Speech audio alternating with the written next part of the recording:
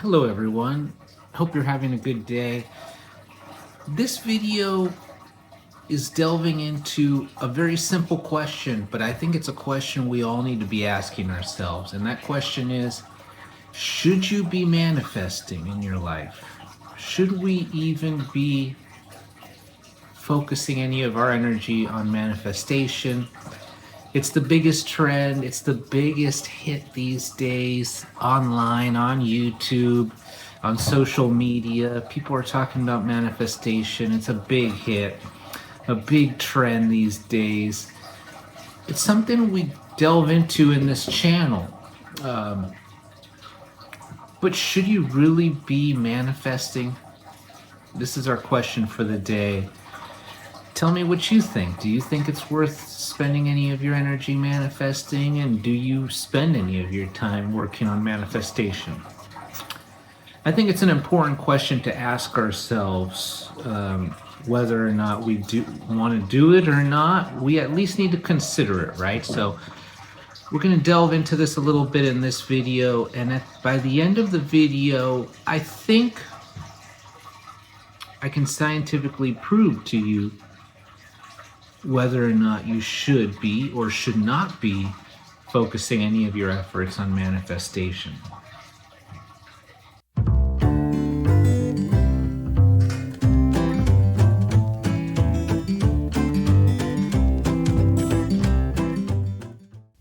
So manifestation, what is it first of all? It's us bringing things into reality. It's us drawing something into our life, attracting something into our life.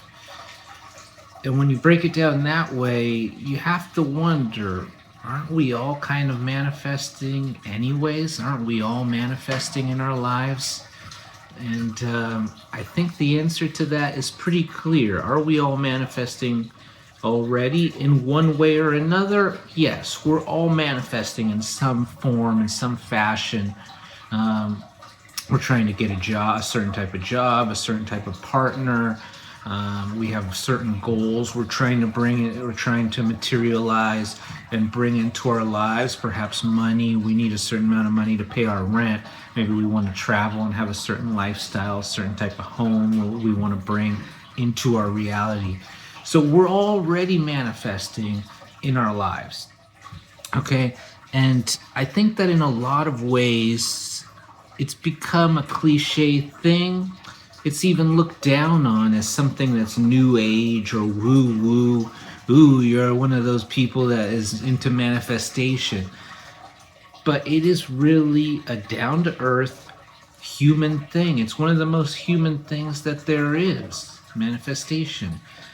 We're here to bring things into our lives. We're here to live our lives, but we can't live our lives without having desires and desiring to bring these things into our reality. So why not try to get better at bringing the things we want into our reality? I think it's pretty clear that we should be trying to use certain tools, trying to find the best way to manifest, to bring things into our world. Why wouldn't we? You know, if we're really serious about this thing called life and about our desires and about what we want, why wouldn't we be trying to get better at getting what we want? It sounds selfish maybe when I put it that way, but you know, we are selfish beings in a sense. We're taking care of ourselves, are we not? I mean, you could think of that as selfish, but the more we take care of ourselves, the more we have the potential to help others too. So that's another way to look at it. But let's go into this a little bit deeper, right? Because you may have gotten the answer you came here for, but it's only half of it. In fact, there's more to this that I think makes it even more important for you to consider manifestation and consider using manifestation in your life. And this other side of it is the fact that is less often talked about. People talk about the instant manifestations, these strategies, these quick and easy strategies that will bring $1 million into your life. And I think we can use some of those strategies too. But the real core of manifestation and the good stuff when it comes to manifestation, in my humble opinion, is manifesting who we really want to be in life. Manifesting ourselves and the true highest self we can be, the best self we can be. Because it's by becoming, in the state of becoming, it is through that state of becoming that we're really going to be able to draw good things into our lives. It's not just by focusing on a car or the $1 million, though you can do that and you can use those strategies. But if you really want the car, the fancy car, you really want the $1 million, you really want the house of your dreams, you want the partner of your dreams, you have to start by changing yourself. And I know it's a dirty concept that a lot of us don't want to think about. We don't want to do the work to change ourselves, to become a better version of ourselves. That better version is already there within us. We just need to tap into it, kind of like Michelangelo chiseling out his masterpiece, his statue, right? We need to find that masterpiece within ourselves. And this is going to tie into a couple simple concepts which I really want to emphasize here, and that I strive to teach people about, and I strive to learn more about myself, because I may be a teacher, but I'm also a student trying to learn more about these strategies day to day.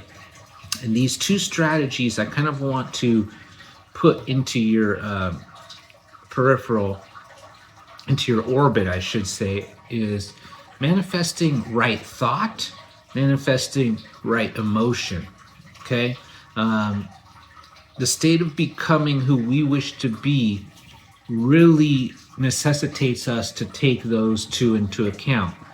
Bringing right thoughts into our life and bringing right emotions and emotional states into our lives. As I often say, we can't control every thought and every feeling. To try to do that would be foolishness, and in fact, it'd be a waste of our energy. But what we can do is start to cultivate certain thoughts day to day, and start to cultivate, and by doing that, you'll also start cultivating certain feelings day to day. You could also look at it the other way around, trying to cultivate the feeling day to day to get those certain thoughts to pop up into your mind and into your subconscious mind day to day. Because they are intimately interconnected. What you're thinking, what you're feeling, they're intimately interconnected. And the more you start to utilize positive affirmations, and the more you start to use, whether it's meditation or other strategies, dancing and music can be utilized to uplift your emotional state, your energy, tap into certain types of emotions, nostalgia. These things are going to start playing hand in hand in changing who you are as a person, right? So these, from the ground up, this is what I like to work on with my students. This is what I want to teach here on my channel. And if you like some of these ideas, give me a subscription, and I'll be teaching more about all of these things. How we can work with our thoughts day to day and moment to moment. How we can work with our emotional states. This doesn't mean we're denying our emotions or our thoughts that pop up, but sometimes we have a tendency to linger in certain things too long. We do want to look at things that pop up and work through them. But once we're done with that, we don't want to keep investing our energy in these things if they are no longer of use to us. There is a time when we want to focus on, maybe we have unresolved things, traumas, negativity, patterns, and loops. We do want to look at those, process them, feel them to heal them, as people like to say. But there comes a time when we just want to let go. And I think letting go can be one of the most powerful things we can do. So is manifestation worth it? In my opinion, yes. I did tell you that I would say that I would give you some scientific evidence to back this up, though. So There are now studies, multiple studies, that show that positive self-talk can affect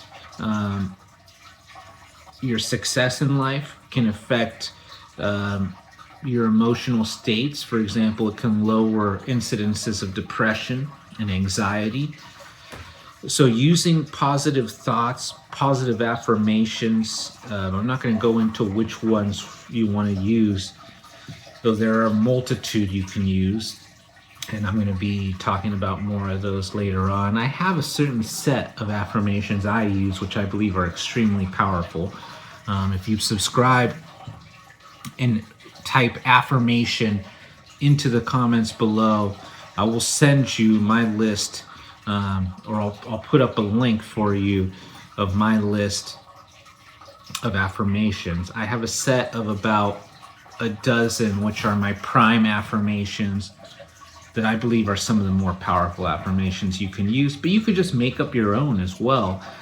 And there are so many positive affirmations, so many ways to go about it. And I know people also like to talk about affirmations and positive thinking as if they are dirty words, cliche, of course, but they're not dirty words. These are essential tools in our repertoire that we can use to better the way we think day to day, to better the way we feel day to day.